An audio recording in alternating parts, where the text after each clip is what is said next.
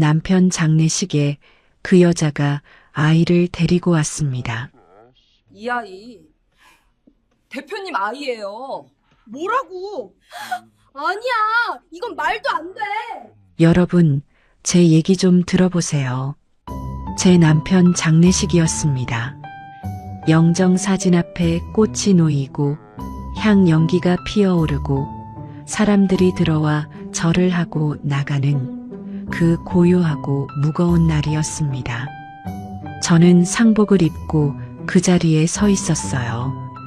아직도 실감이 나지 않아서 그냥 멍하니 서 있었습니다. 26년을 함께 산 사람이 갑자기 없어진 거잖아요. 교통사고였습니다. 연락을 받고 병원으로 뛰어갔을 때는 이미 늦었고 저는 그날 밤 영안실 복도에서 그냥 주저앉아 버렸습니다. 딸아이가 제 옆에서 같이 울고 있었고 아들은 아무 말도 못하고 벽만 바라보고 있었어요. 장례식 사흘째 날, 사람들이 조문을 오고 가는 사이 낯선 발소리가 들렸습니다. 저는 처음에는 그냥 먼 지인이겠거니 남편 사업 관계자이겠거니 했어요. 남편이 중소기업을 운영했거든요. 모르는 사람들이 꽤 왔습니다. 그런데 저 여자는 혼자가 아니었어요. 옆에 아이가 있었습니다. 7살, 아니 8살쯤 돼 보이는 남자아이. 그 여자는 30대 초반으로 보였고 단정한 검은 옷을 입고 있었습니다. 눈이 빨갛게 부어 있었어요. 분명히 많이 울었을 얼굴이었습니다. 저와 눈이 마주쳤습니다. 그 여자가 고개를 숙였습니다. 저 김 대표님 비서였습니다. 그리고 잠깐의 침묵. 그 여자가 옆에 있는 아이의 어깨를 조심스럽게 잡으며 말했습니다. 이 아이 대표님 아들입니다. 장례식장이 얼어붙었습니다. 저는 그 자리에서 아무 말도 못했습니다. 딸아이가 제 옆에 있었어요. 아빠를 누구보다 좋아했던 제 딸이. 그 아이가 그 말을 들었습니다. 여러분, 저는 그날 이후로 2가지 남편을 알게 됐습니다. 제가 26년 동안 알았던 남편, 그리고 제가 전혀 몰랐던 남편. 오늘 제가 그 이야기를 해드리려고 합니다. 다 말하고 나면 여러분도 아마 저처럼 한동안 아무 말을 못하게 될 거예요. 저는 25에 결혼했습니다. 남편을 처음 만났을 때 그 사람은 작은 무역회사에 다니는 평범한 직장인이었어요. 잘생긴 것도 아니었고 돈이 많은 것도 아니었고 그냥 웃을 때 눈이 작아지는 사람이었습니다. 저는 그게 좋았어요. 결혼하고 나서 한동안은 정말 가난했습니다. 신혼 때 살던 집이 반지하였어요. 장마 때는 물이 들어오기도 했고 여름엔 덥고 겨울엔 추웠습니다. 그래도 저는 별로 불행하다는 생각을 안 했어요. 남편이 퇴근하면 항상 뭔가를 사왔거든요. 꼭 비싼 게 아니더라도 편의점 삼각김밥이든 붕어빵이든 오늘 이거 맛있어 보여서라면서 들어오는 사람이었어요. 아이들이 생기고 나서는 더 바빠졌죠. 딸이 먼저, 아들이 나중에 태어났어요. 딸아이는 아빠를 많이 닮았습니다. 웃을 때 눈이 작아지는 거 꼭 그랬어요. 남편이 딸을 보면서 항상 이랬습니다. 얘는 내 딸이 맞네. 남편과 딸의 관계는 특별했습니다. 딸이 초등학생일 때 학교에서 친구한테 왕따를 당한 적이 있었어요. 딸이 집에 와서 울고 있는데 남편이 퇴근하자마자 그걸 눈치챘습니다. 아무 말 없이 딸 옆에 앉아서 딸이 다 올 때까지 그냥 옆에 있었어요. 말 한마디 없이. 그리고 다 울고 나자 이렇게 말했습니다. 맛있는 거 먹으러 갈까? 딸이 그 이야기를 나중에 어른이 돼서도 했어요. 아빠는 아무 말 안 해도 됐어. 그냥 옆에 있어줬잖아 라고. 저는 그 남자를 믿었습니다. 26년 동안 한 번도 의심해 본 적이 없었어요. 남편이 사업을 시작한 건 10년 전이었습니다. 처음엔 작게 시작했어요. 직원 3명짜리 조그만 회사였는데 남편이 발로 뛰면서 키웠습니다. 새벽에 나가서 밤늦게 들어오는 날들이 많아졌고 출장도 잦아졌어요. 저는 그게 당연하다고 생각했습니다. 사업이 커지는 중이니까 애들 대학도 보내야 하고 집도 더 넓은 데로 이사 가야 하고. 그 사람은 그 시기에도 집에 들어오면 항상 웃었습니다. 피곤해 보여도 웃었어요. 저는 그게 우리 가족을 위해서라는 걸 알았습니다. 알았다고 생각했습니다. 남편이 사망한 건 11월이었습니다. 새벽 2시에 전화가 왔어요. 경찰이었습니다. 김상철 씨 배우자 되시나요라는 말을 듣는 순간 저는 무슨 일인지 알았습니다. 사람은 그런 걸 직감적으로 알더라고요. 병원에 도착했을 때 남편은 이미 수술실에서 나온 상태였습니다. 심한 교통사고였어요. 상대차가 중앙선을 넘어왔다고 했습니다. 남편이 뭘 할 수 있는 상황이 아니었다고. 그 밤에 저는 뭘 어떻게 했는지 잘 모르겠어요. 딸이 와서 저를 잡아줬고 아들이 와서 장례 절차를 알아봤고 저는 그냥 그 사람들 사이에서 숨만 쉬고 있었습니다. 장례식장은 3일장으로 치렀습니다. 조문객들이 많이 왔어요. 남편 사업 관계자들, 오랜 지인들, 학교 동창들. 저는 하루 종일 서서 인사를 받았습니다. 사흘째 날 오후 그 여자가 왔습니다. 저는 처음에 그 여자의 얼굴을 봤을 때 어디서 본 것 같다는 생각을 했어요. 남편 회사 행사에서 몇 번 본 적이 있었던 것 같은. 비서라고 했었나, 직원이라고 했었나. 정확히 기억이 나지 않는 얼굴이었습니다. 그런데 옆에 아이가 있었어요. 저는 그 아이를 봤을 때 왜인지 가슴이 철렁했습니다. 아직까지도 그 감각이 기억나요.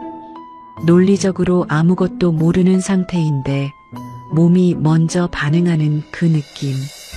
그 여자가 저에게 다가왔습니다. 저 김 대표님 비서 윤혜주입니다. 목소리가 떨렸어요. 진짜로 슬픈 사람의 목소리였습니다. 저는 고개를 끄덕이며 감사합니다를 말하려고 했어요. 그때 그 여자가 말했습니다. 이 아이 대표님 아들입니다. 세상이 멈춘 것 같았습니다. 장례식장 안에 있던 사람들 중 몇 명이 그 말을 들었어요. 술렁임이 시작됐습니다. 낮은 목소리들, 시선들. 딸이 제 옆에 있었습니다. 제 딸이 그 말을 들었어요. 저는 딸 쪽을 봤습니다. 딸의 얼굴이 하얗게 변해 있었습니다. 아빠가 그럴 리 없어. 딸의 목소리가 떨렸습니다. 그 여자는 시선을 피하지 않았어요. 아이 아버지 유산에 대해서 이 아이도 권리가 있습니다. 저는 그날 뭘 어떻게 했는지 기억이 거의 없습니다. 친척 중 한 명이 그 여자를 밖으로 데리고 나갔고 누군가가 저를 뒤쪽 방으로 데려갔고 딸은 그 자리에서 쓰러질 뻔했습니다. 아들이 딸을 붙잡았고 저는 그 방 안에 혼자 앉아서 향 냄새가 나는 공기를 마시면서 영정사진 속 남편 얼굴을 생각했습니다. 눈이 작아지게 웃는 그 얼굴을. 장례가 끝난 다음 날부터 저는 남편의 흔적을 찾기 시작했습니다. 처음에는 아니라고 생각했어요. 저 여자가 거짓말을 하고 있다고, 유산을 노리고 나타난 사기꾼이라고, 남편이 그런 사람이 아니라는 걸 제가 증명하면 된다고. 그런데 남편의 서랍을 열면서부터 뭔가 이상했습니다. 남편의 업무 수첩이 있었어요. 저는 평소에 거기까지 손대지 않았습니다. 남편의 영역이라고 생각했으니까. 수첩을 펼쳤습니다. 출장 일정들이 빼곡하게 적혀 있었는데 이상한 게 있었어요. 일부 일정 옆에 알파벳 이니셜이 적혀 있었습니다. J라는 글자였어요. 가끔 어떤 날짜 옆에만. 규칙적으로.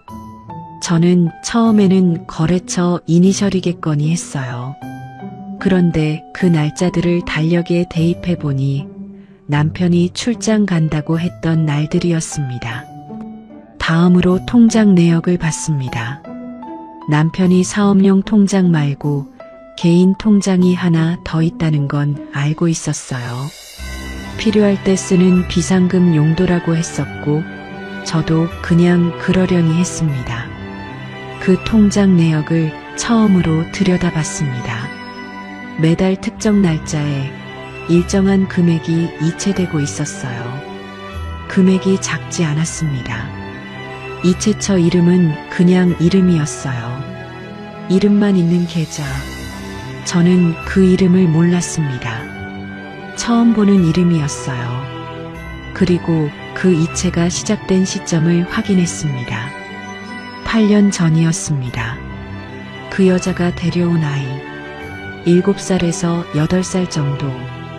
8년 전이면 저는 수첩을 닫았습니다. 손이 떨렸어요. 오래된 휴대폰이 나왔습니다. 서랍 깊은 곳에 케이스도 없이 그냥 놓여 있었어요. 충전을 해보니 켜졌습니다. 패턴 잠금이 걸려 있었는데 남편이 항상 쓰던 패턴을 입력했더니 열렸습니다. 메시지 앱을 열었습니다. 저장된 번호는 많지 않았어요. 그 중 하나가 J였습니다. 마지막 메시지 날짜는 3년 전이었어요. 저는 그 대화창을 열었습니다. 다 읽지 못했습니다. 중간까지 읽다가 폰을 놓았어요. 거기에는 제가 상상도 못했던 대화들이 있었습니다. 사업이 힘들다는 이야기, 집에 가기 싫다는 이야기, 내가 없으면 버티지 못했을 거라는 이야기, 그리고 아이 이야기. 아이 이름이 있었습니다. 아이가 처음 걸음마를 뗐다는 메시지, 아이가 아빠를 찾는다는 메시지, 남편이 미안하다고 반복하는 메시지. 저는 그날 밤 한숨도 못 잤습니다.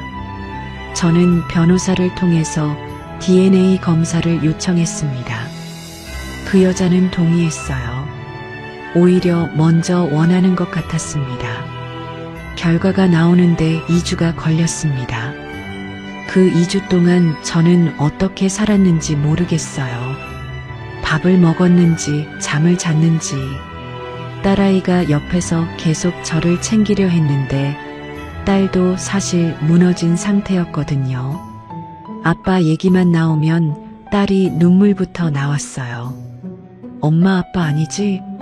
그 아이 아빠 아니지? 저는 딸한테 뭐라고 말을 못했습니다. 결과가 나왔습니다. 변호사가 전화로 먼저 알려줬어요. 일치합니다. 그 말을 듣고 저는 전화를 끊었습니다. 소파에 앉아서 창문 밖을 봤어요. 그냥 하늘이 보였습니다. 맑은 날이었어요. 아무 의미 없이 맑은 날. 26년이 머릿속을 스쳐 지나갔습니다. 결혼식 날, 딸이 태어나던 날, 반지하에서 함께 먹던 붕어빵, 딸 옆에서 아무 말 없이 앉아있던 남편, 매일 밤 퇴근하면서 뭔가를 사오던 그 사람, 그리고 그 출장의 밤들. 저는 그때 처음으로 큰 소리로 울었습니다. 혼자였어요. 아무도 없는 집에서 엉엉 소리를 내면서 울었습니다. 아이처럼 너무 억울해서요. 그날 이후로 저는 달라졌습니다. 남편의 사진을 다 치웠어요. 거실에 걸려있던 가족 사진, 남편 서재에 있던 액자들, 침실 화장대 위에 놓여있던 작은 사진, 다 상자에 넣었습니다. 남편 물건들도 정리하기 시작했어요. 옷들, 책들, 골프채, 취미로 모으던 오래된 시계들, 다 가져다 정리했어요. 버릴 수 없는 것들은 창고에 넣었습니다. 딸이 그걸 보다가 말했어요. 엄마 너무 빨리 하는 거 아니야? 저는 대답 못했습니다. 딸도 무너졌어요. 딸은 아빠와의 기억들을 꺼내보다가 울고 또 울었습니다. 아빠가 졸업식 때 해줬던 말, 아빠가 사줬던 첫 노트북, 아빠가 남자친구 사귄다고 했을 때 했던 반응들. 그 모든 게 딸한테는 이제 다른 색깔로 보이기 시작한 거예요. 엄마 아빠 그 시간에 어디 있었던 거야? 내 졸업식 때도 그 사람들이랑 있었던 거야? 저는 그 말에 아무 대답을 못했습니다. 딸이 아빠를 미워하기 시작했습니다. 아빠가 보고 싶다는 말 대신 아빠를 이해할 수 없다는 말을 하기 시작했어요. 저는 그게 더 슬펐어요. 딸이 아빠를 미워하는 게 어떤 의미에서는 저보다 더 힘든 일인 것 같아서. 그리고 그 여자가 다시 찾아왔습니다. 집 앞에 서 있었어요. 벨을 눌렀습니다. 저는 처음엔 문을 안 열었어요. 두 번째 벨이 울렸습니다. 결국 문을 열었습니다. 그 여자는 아이를 데려오지 않았어요. 혼자였습니다. 아이 양육 문제로 상의 드리러 왔습니다. 대표님이 생전에 약속하신 게 있어서요. 저는 그 여자 얼굴을 똑바로 봤습니다. 30대 초반, 지쳐 보이는 얼굴이었어요. 나쁜 여자처럼 생기지 않았습니다. 그게 더 힘들었어요. 저는 말했습니다. 변호사를 통해서 연락하세요. 그리고 문을 닫았습니다. 문이 닫히고 나서 저는 그 자리에 한참 서 있었습니다. 그로부터 며칠 후였습니다. 저는 남편 서재를 정리하다가 책상 서랍 맨 아래 칸에서 봉투를 발견했습니다. 두꺼운 봉투였어요. 안에 USB가 들어있었고 손글씨로 이렇게 써 있었습니다. 열어봐줘. 저는 한참 동안 그 봉투를 들고 있었습니다. 컴퓨터에 USB를 꽂았어요. 파일이 하나 있었습니다. 영상 파일이었어요. 재생 버튼을 눌렀습니다. 남편이 나왔어요. 서재에 앉아서 카메라를 바라보고 있었습니다. 언제 찍은 건지 모르겠는데 머리가 좀 휘어 보였어요. 피곤한 얼굴이었습니다. 잠깐 침묵이 있었습니다. 그리고 남편이 말했습니다. 미안하다. 정말 미안하다. 저는 화면을 멈추지 않았습니다. 그냥 봤어요. 남편이 계속 말했습니다. 사업이 정말 힘들었던 시절 이야기를 했어요. 제가 몰랐던 시절이었습니다. 밖에서는 사업이 잘 된다고 성장하고 있다고 했는데 실제로는 그 시기에 부도 직전까지 갔다고 했어요. 집에 와서 너한테 말을 못했어. 내가 걱정할 것 같아서, 아이들이 눈치챌 것 같아서. 그 시절 곁에 있었던 사람이 제이였다고 했습니다. 밤새 같이 서류 작업을 하고 거래처에 같이 쫓아다니고 포기하지 말자고 옆에서 계속 붙어있던 사람. 그 애 없었으면 그 시절을 못 버텼을 거야. 그리고 어느 순간 경계가 무너졌다고 했습니다. 아이가 생겼다는 걸 알았을 때 남편이 어떻게 했는지를 말했어요. 집을 선택하려고 했어. 진짜로. 근데 그 애가 아이를 낳겠다고 했고 나는 그 아이를 버릴 수가 없었어. 저는 영상을 보면서 생각했습니다. 이 사람이 지금 나한테 변명을 하는 건가? 아니면 고백을 하는 건가? 남편이 말을 이어갔어요. 두 집을 책임지기로 결심했다고 했습니다. 경제적으로 제이와 아이를 지원하면서 가정에서는 아무것도 달라지지 않은 척 살기로. 그게 잘못인 걸 알았어. 근데 다른 방법을 못 찾겠더라고. 마지막에 남편이 말했습니다. 나는 둘 다 버릴 수가 없었다. 그리고 잠깐 멈추더니 그게 변명이 되지 않는다는 것도 알아. 영상이 끝났습니다. 저는 한참을 화면이 꺼진 모니터를 바라봤습니다. 눈물이 났어요. 근데 어떤 울음인지 모르겠었어요. 슬픈 건지, 화가 난 건지, 아니면 그냥 너무 지쳐서 나오는 울음인지. 저는 딸을 불렀습니다. 그 영상을 같이 봤어요. 딸은 영상을 보는 내내 아무 말도 안 했습니다. 표정도 잘 모르겠었어요. 그냥 화면을 봤어요. 영상이 끝나고 딸이 말했습니다. 아빠 겁쟁이였네. 저는 그 말에 대답을 못했어요. 딸이 다시 말했습니다. 근데 그래도 아빠였잖아. 나한테는. 그리고 딸이 울었습니다. 저도 울었어요. 아빠를 미워하는 것도 맞고 아빠가 그리운 것도 맞고 다 맞는데 그 두 감정이 한꺼번에 있는 게 너무 힘들다고 딸이 말했습니다. 저도 그랬어요. 이해는 됩니다. 사업이 무너질 것 같았던 그 공포, 혼자서 버텼던 그 시간, 아무것도 말 못하고 웃으면서 집에 들어오던 그 밤들. 이해는 됩니다. 근데 용서는 안 됩니다. 그 두 가지가 동시에 있는 게 이상한 건지 저는 모르겠어요. 어느 날 저는 그 아이가 사는 집 주소를 알게 됐습니다. 변호사 통해서 서류 처리를 하다 보니 자연스럽게 알게 됐어요. 저는 그날 그 집 앞에 갔습니다. 왜 갔는지는 저도 모르겠어요.